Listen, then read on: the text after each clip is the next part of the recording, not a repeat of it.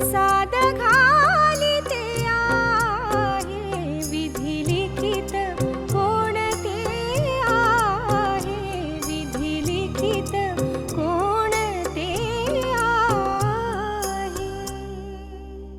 अरे पण माझ्यासारख्या रेसकोर्स न बघितलेल्या माणसाकडे याचं काय काम असणार? अरे श्रीमंत लोकात तुझी गणना केली जाते. तुला 2 मुली, अवाढव्य हुंडा मिळण्याची शक्यता. बातमी कळली का? नाही बोस. शमसूला अटक झाली काय बोलता काय बोस? म्हणजे तुमचे 5 लाख रुपये वाचले. आणि काही दिवसांनी तू कायमची सोडून जाणार आहेस.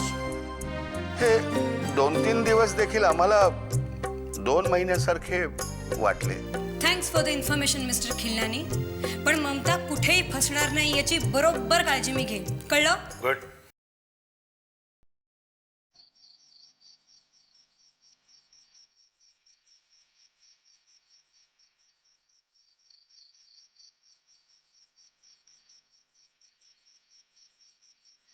केवढ्या वर्षांनी भेटतोयस तू? It's a pleasant surprise. एक मिनिट. अगं माझ्या डोळ्यांवरच विश्वास बसत नाही. कुठे आहेस तू?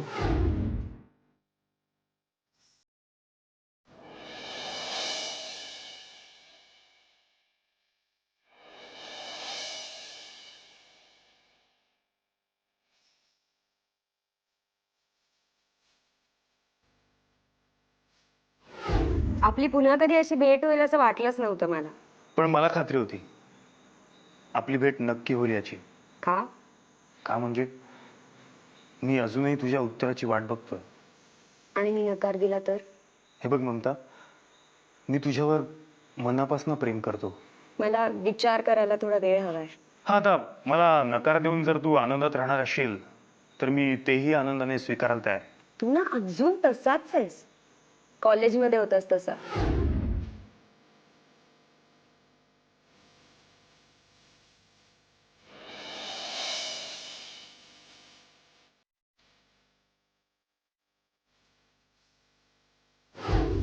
Congratulations for your valor and bravery.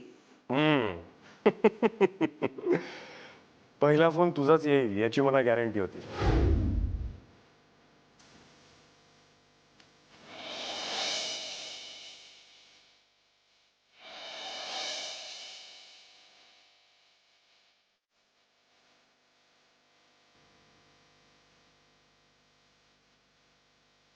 बरं, मी स्वतः येऊन त्यांना भेटेन आणि विचारेन. मग तर येशील ना? आणि त्यांनी नाहीच दिली परवानगी तर? अरे उचलून घेऊन जाईन त्यांच्या समोर.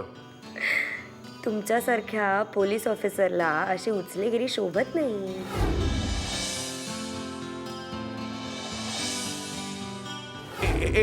एक मिनिट. संध्याकाळी कुठे भेटणार आहेस? आपल्या नेहमीच्या ठिकाणी. आज माझ्यातर्फे तुला पार्टी. नुसती पार्टीच की पार्टी नंतर स्वीट डिश वगैरे? हा, तू जरा जास्तीच लाडात आलायस का?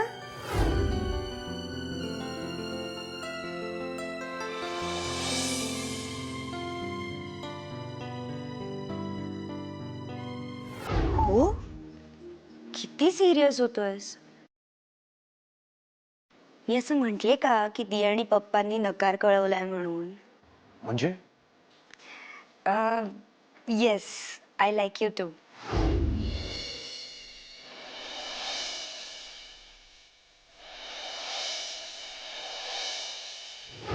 घर किती मोठं आहे यापेक्षा त्या घरात राहणाऱ्या माणसांची मनं किती मोठी आहेत यावर त्या घराचं घर पण अवलंबून असतं.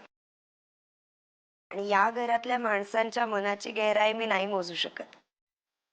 आणि आता तुम्ही मला तुमच्या सगळ्यांबरोबर झोपडीत जरी राहायला सांगितलं ना तरी मी आनंदाने राहायला तयार आहे.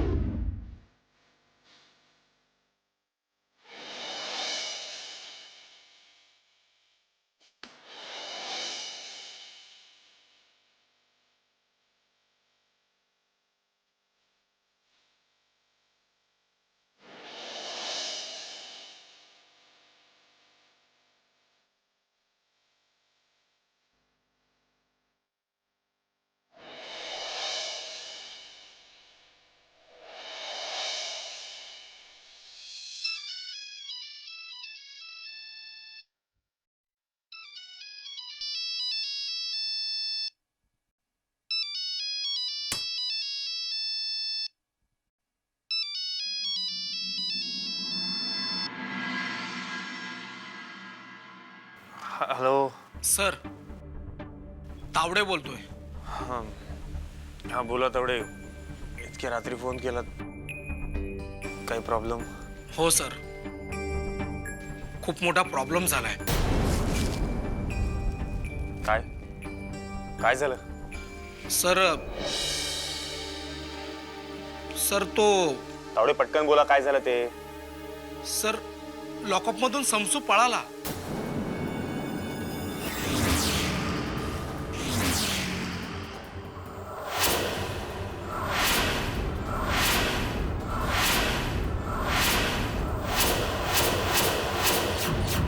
काय? कसा काय पण? नाही, पळाला म्हणजे पळून नेला सर. तावडे, पोलीस स्टेशन मधून एखाद्या गुन्हेगाराला पळवून घेऊन जातात. अरे अरे लाज वाटली पाहिजे तुम्हाला तावडे. तुम्ही काय करत काय होता तो? हा, झोपा काढत असाल सगळे. नाही सर, पोलीस स्टेशनच्या बाजूला 2 ग्रुपमध्ये भांडणं चालू होती. ती सोडवण्यासाठी मी बाहेर गेलो होतो. परत येऊन बघतो तर काय, लॉकअपमध्ये आपल्या सर्व हवालदारांना डांबून समसूची माणसं त्याला पळवून घेऊन गेली होती.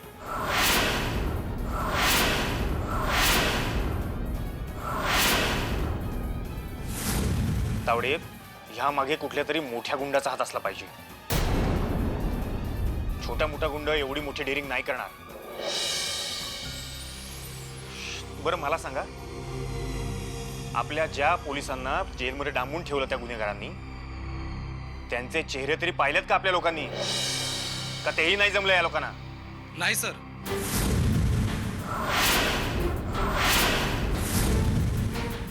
सर्व गुंडांनी मास्क लावले होते. तावडे, तुम्ही प्रत्येक रस्त्यावर नाकाबंदी करा. बस स्टॉप, रेल्वे स्टेशन, पालथी घाला. मला कोणत्याही परिस्थितीत तो समसुद्दीन परत हवाय. कळलं तुम्हाला? Yes sir. मी पोलीस स्टेशनला पोहोचतोच.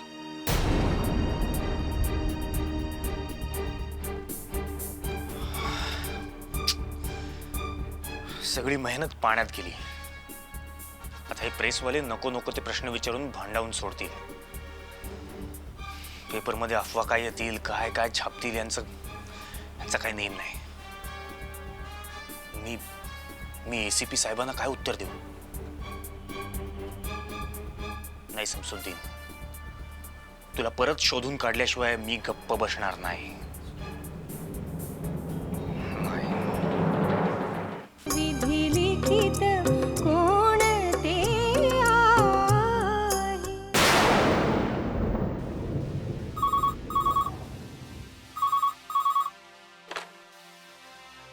हॅलो.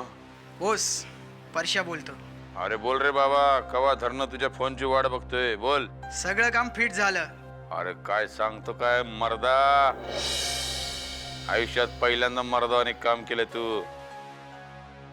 आता एक काम कर, बोला बोस. आपल्या सगळ्या फंटरना कोळ्याची कापड घाल. ते कशासाठी? नाही, कोळ्यांचा डान्सचा एक अल्बम बनवायचा आहे. अरे ना आलाय का, काय सांगतो ते आधी नीट ऐकून घेत जा. मध्ये मध्ये मध्ये मध्ये तोंड खुपसू नको. सॉरी बोस, बोला. हा, तर काय सांगत होतो. हा, कोळ्यांची कापड घाल सगळ्या फंटरना, बोटीमध्ये बसव. कळलं काय? आणि अलिबागच्या आपल्या फार्म हाऊसवर घेऊन जा. पण बोस, आपल्याकडे एवढ्या गाड्या असताना सगळ्यांना बोटीतनं कशाला न्यायचं? आणि बोस, मला तर पोहता पण येत नाही. मला जाम भीती वाटते बोटीची. असं होय? बरं बरं, मग तुझ्यासाठी विमान पाठवतो की एक स्पेशल विमान. ना आलाय का कानाखाली आवाज काढीन आता. अरे एवढी अक्कल नाही होय तुला? अरे बाबा, रस्त्यावरती नाकाबंदी चालू असेल, पकडले जातील की नाही? मग हा बोस, हे तर माझ्या डोक्यातच आलं नाही. काय वार्ता करतो? मी एक काम कर, तू डोसका की नाही एका दगडावर आपट, म्हणजे डोक्यात येईल सगळं. सॉरी बोस. ठीक आहे, आज तुला सगळं माप आहे. सगळ्यांना घेऊन अलिबागला पळा. आणि तो समसू आहे ना, त्याला चांगलं खायला प्यायला घाल. मटन, चिकन, बिकन काय कमतरता ठेवू नको. बिचारे ते जेलमध्ये सुख झालं असेल एकदम, सुक्या बोंबील सारखं. ठीक आहे बोस. आणि एक काम कर, उद्या सकाळला मी तिकडे येतो, मग जंगी पार्टी करू. नवीन धंदा सुरू करायचा आपल्याला. तू कुठला बोस? तुझ्या बापाला सांगतो मी कानात शिरून. या आईला मला विचारतो का रे? या फोनवर बोलायची गोष्टी आहेत का रे? मग भेटल्यावर बोलू. हा ठेव आता फोन ठेव.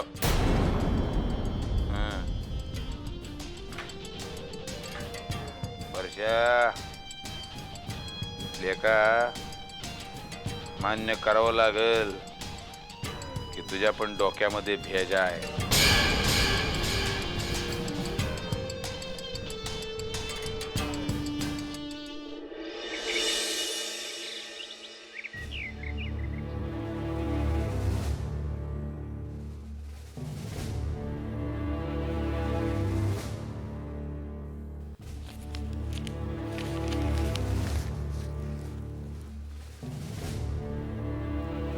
मम्या, ये मम्या इकडे. काय झालं पप्पा? इकडे ही बातमी बघ. म्हणजे विशालने पकडलेल्या गुंडाला कुणीतरी जेलमधून पळवलं. काय?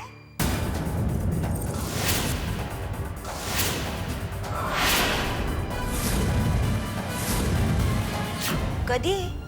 काल मध्यरात्री. शिट. विशालला जाम टेन्शन आलेलं असणार आहे पप्पा. अहो ही केस त्याच्यासाठी खूप महत्वाची होती. पण एवढं होऊन सुद्धा त्यांनी मला फोन का नाही केलाय अजून? फोन करायला त्याला वेळ तर मिळायला हवा.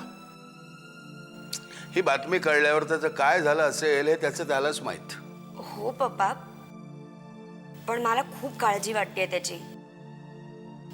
मी त्याला फोन करते आता. नको मम्या, तो आधीच खूप बिझी असणार. हे बघ, पुन्हा आपण फोन करून तोच विषय पुन्हा काढणार. कसं झालं, काय झालं, हे 17 जणांना उत्तर देऊन तो आधीच कंटाळला असणार.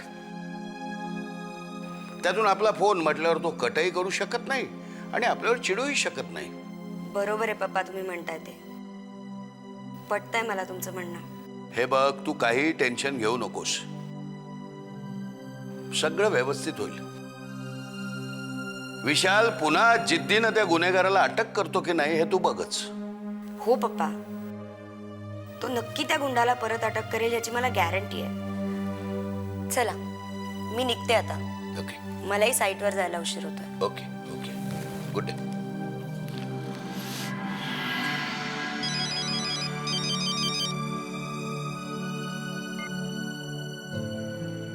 हा सख्या बोल.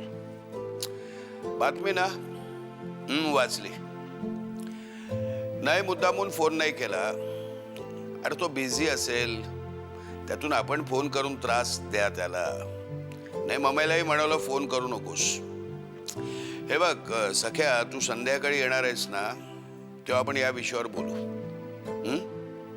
ठेवू? ओके. मिस्टर विशाल सूर्यवंशी, अपयश हीच यशाची पहिली पायरी असते. विधी लिखित कोण ते आहे.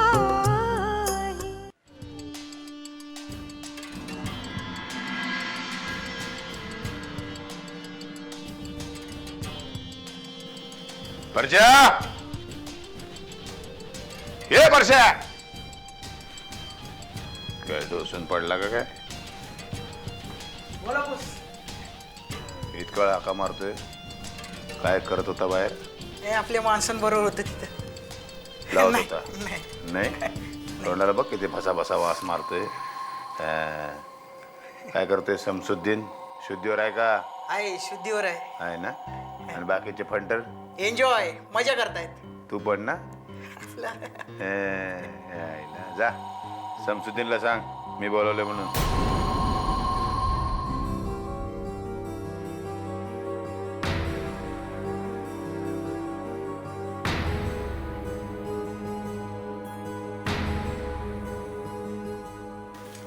सलाम बॉस.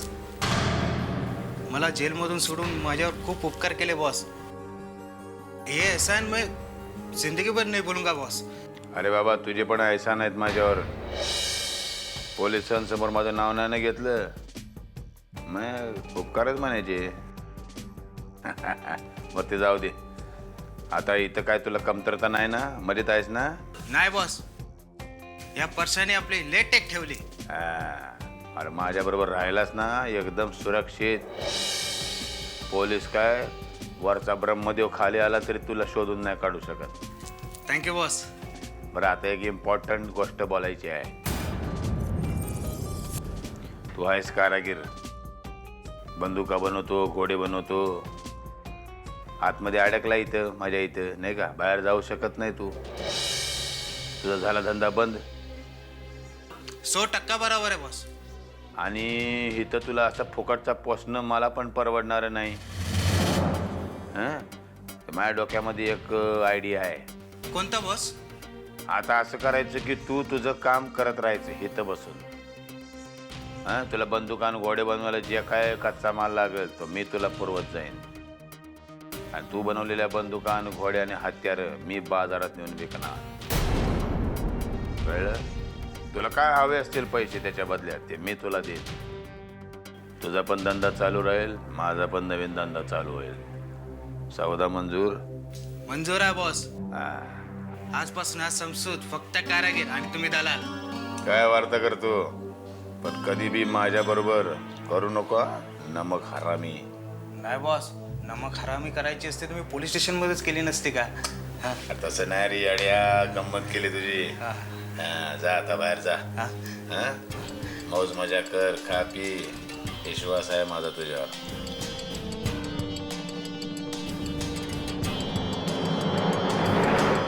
आता या नागेश म्हात्रेशी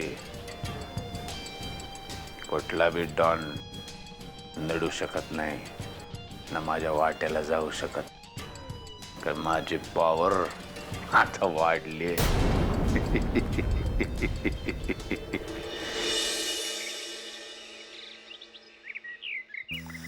अहो विशालचे आई वडील आता विश्वास भाऊजींना भेटायला येतील नाही पुढची बोलणी करण्यासाठी? येणार होते, पण तो बेत थोडा लांबणीवर पडलाय. का? अगं तो विशालच्या कैदेतून तो कैदी पळाला ना, त्याच्यामुळे विशाल आता त्याच्या मागे लागलेला आहे. आता त्याला पकडल्याशिवाय विशालला वेळ नाही. मग त्याचे आई बाबा इथे येऊन काय करणार? तेही खरंच म्हणा. पुढची बोलणी करायची म्हणजे विशाल आणि ममताही असायलाच हवी. आणि ते भेटायला आले तरी पुढची बोलणी होतीलच असं वाटत नाही. म्हणजे लग्नाची तरी. पण का? अगं पहिले मायाचं तर लग्न ठरायला हवं ना. हो, मायाच्या लग्नाचं काय एवढं घेऊन बसलात? लाखात एक पोरगी आहे, तिचं लग्न सहज जमून जाईल. हो, पण त्यासाठी ती लग्नाला तयार तर व्हायला पाहिजे. तेही खरंय हो. मागे आपण जेवायला गेलो होतो ना त्यांच्याकडे, तेव्हा म्हणत होती पप्पांना सोडून मी कुठेही जाणार नाही. तिला लग्नाला कसं तयार करायचं हाच मोठा प्रश्न विश्वासला पडलाय. आपण किती ठरवलं तरी प्रत्येक गोष्टीची वेळ यावी लागते. आपल्या सदामामाच्या मुलाचंच उदाहरण घ्या. त्याच्यामध्ये काही कमी नसताना 5 वर्ष त्याचं लग्न जमत नव्हतं. शेवटी सदामामा कंटाळला आणि लग्न जमवायचे प्रयत्न सोडून दिले. आणि त्याच्यानंतर 8 दिवसात त्याचं लग्न जमलं. मी देखील विशाला हेच म्हटलं, तू काही काळजी करू नकोस.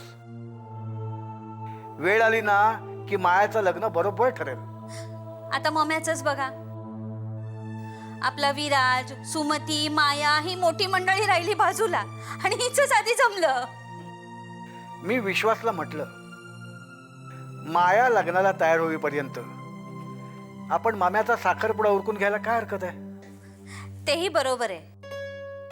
नाहीतरी हल्ली आधी मोठीचं नंतर लहानाचं असं काही राहिलं नाही. ज्याचं जमलं त्याचं उरकून टाकायचं. आणि विश्वासलाही ते पटलंय.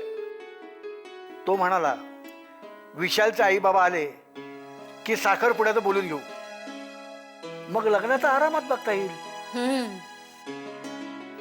आता आपल्या सुमतीचाही मूड बघून तिच्याशी तिच्या लग्नाविषयी बोलेन मी लवकरच. चला, तिन्ही सांजेची वेळ होत आली. देवापुढे दिवा लावते. हो, देवा पुढे दिवा लाव आणि त्याला प्रार्थना कर. म्हणावं तो शमसुद्दीन विशालला लवकर सापडू दे, म्हणजे आम्ही एका तरी मुलीच्या साखरपुड्याच्या तयारीला लागू. नक्कीच.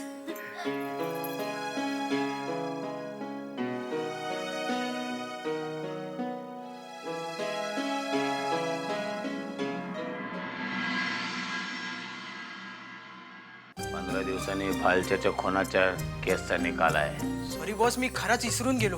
आणि 15 दिवसावर निकाल येऊन ठेपला तरी काळ्या कोटवाल्याचा अजून फोन आला नाही आपल्याला. मला तिच्या त्या वर्सोवाच्या प्लॉट बद्दल जरा बोलायचं होतं. त्याचं काय? नागेश मात्र तो प्लॉट मागतोय ना. तुला कोणी सांगितलं? जे होतं ते चांगल्यासाठी होतं असा विचार करून पुढे चालत राहायचं. मार्ग आपोआपच मिळतो. मम्या, तू किती छान बोलतेस ग. तुझ्याशी बोललो ना की कॉन्फिडन्स वाढतो.